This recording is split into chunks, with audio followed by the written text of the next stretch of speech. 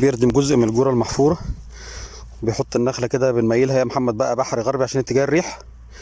احنا طبعا بننضفها من تحت كويس خالص، وبنقص كل الجريد اللي موجود فيها، وبعدين يبدا يردم عليها.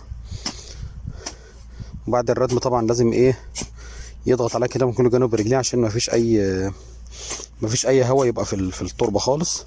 وبعدين لازم بعد كده ايه نفتح عليها الميه ان شاء الله بس لما نخلص الجزء ده زراعه، والميه برضو ان شاء الله تتسقي النهارده اول ما الجزء ده يخلص زراعه نفتح عليه الميه ان شاء الله. ظبط لها بقى جوره كده يا ابو محمد عشان ايه؟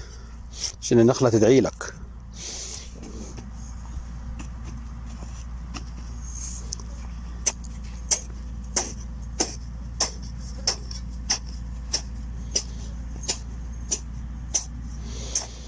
احنا هنجرب النهارده النخله المدفونه.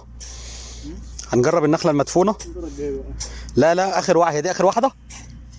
طيب نجرب في واحده النخله المدفونه عشان نشوف نتائجها، نبقى عملنا التجربه يعني. ربنا يسترها. يلا يا محمد، دي الطريقه اللي ان شاء الله كده هنجربها وربنا يسهل ان شاء الله ويسترها وتنجح. ان احنا بنردم النخله الفسيله كامله طبعا بعد ما بنثبتها مظبوط، مش بنردم حواليها بس، لا بنردم لغايه ما نغطيها خالص.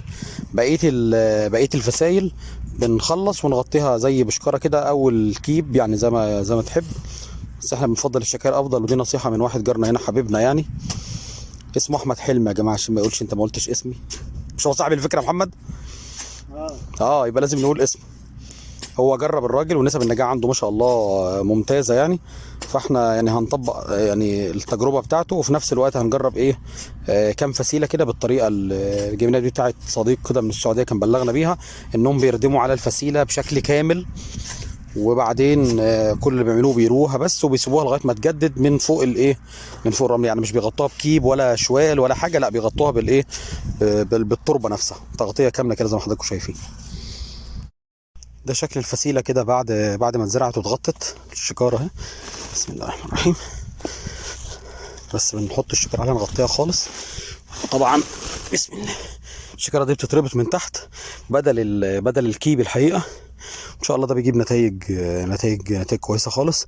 المفروض الشكاره دي او الكيب او الغطا او الكفر او زي ما تسموها يعني بنشيله تقريبا، ممكن نبص عليه السنه الجايه. احنا دلوقتي في مارس 2023 اهو، مارس 24 ان شاء الله نشيله ويكون بدات تتفرع، او لما تبدا تفرع يعني نبدا نفتح لها كده وربنا يسهل الامور.